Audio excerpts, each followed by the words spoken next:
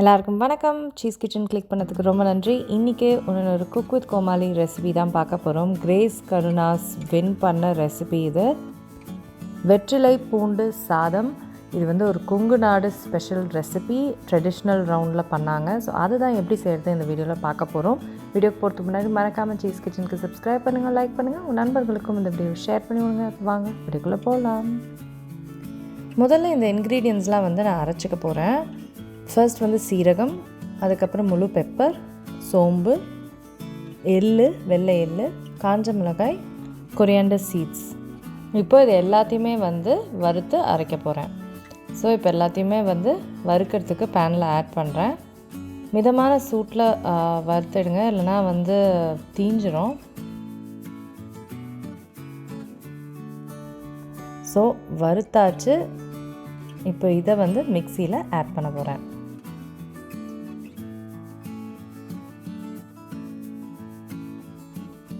இதை வந்து நல்லா அரைச்சிக்க போகிறேன். ஸோ இந்த மாதிரி பவுடர் ஃபார்மில் நல்லா அரைச்சிக்கணும். இப்போது பூண்டு வந்து இதில் one of the main ingredients. So அதை வந்து நல்லா இடித்து சேர்த்துக்கிட்டா அதோட ஃப்ளேவர் பார்த்திங்கன்னா சூப்பராக இருக்கும். இடித்து சேர்த்தாலே பூண்டு சாதம் வந்து செமையாக இருக்கும், பூண்டை இடித்து சேர்த்தா. ஸோ பூண்டெல்லாம் இடிச்சுக்கிட்டேன்.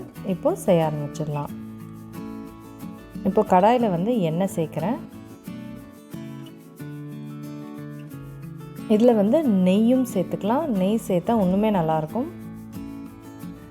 அதுக்கப்புறம் கடுகு சேர்க்குறேன். கடுகு வெடிக்க ஆரம்பித்த அப்புறம் உளுந்து சேர்க்குறேன்.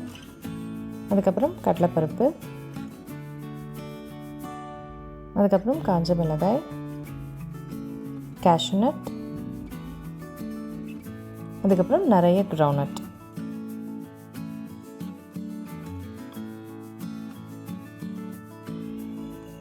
ஸோ இதை வந்து ஃபியூ செகண்ட்ஸ்க்கு வந்து நம்ம நல்லா சாட்டே பண்ணிக்கணும். கிரவுண்ட்நட்லாம் வந்து நல்லா முறுமுறு ஆகணும்.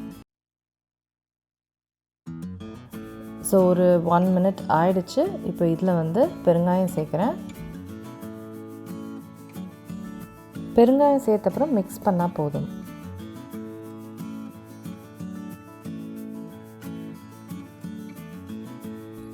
இப்போது இடித்த பூண்டு சேர்க்குறேன். இது வந்து ஒரு ஃபியூ செகண்ட்ஸ் சாட்டே பண்ணால் போதும், இல்லைனா வந்து பூண்டு வந்து பர்ன் ஆகிடும். இப்போது வெத்தலை இலையை வந்து கட் பண்ணியிருக்கேன், அதை சேர்க்குறேன்.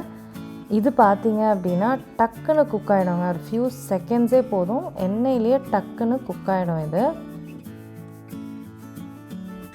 ஸோ பாருங்க, நான் கிளற குக் ஆகிட்டே இருக்குது. ரொம்ப குவிக்காக குக் ஆகிடும்.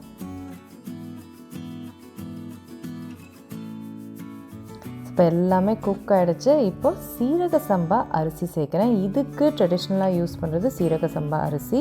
இது வந்து முன்னாடியே வந்து குக் பண்ணி வச்சுட்டு ஃபேன் காற்றுல ஆற விட்ருக்கேன். ஸோ நல்லா விரையாக வந்திருக்கு.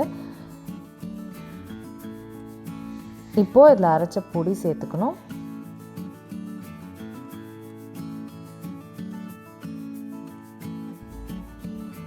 அதுக்கப்புறம் உப்பு.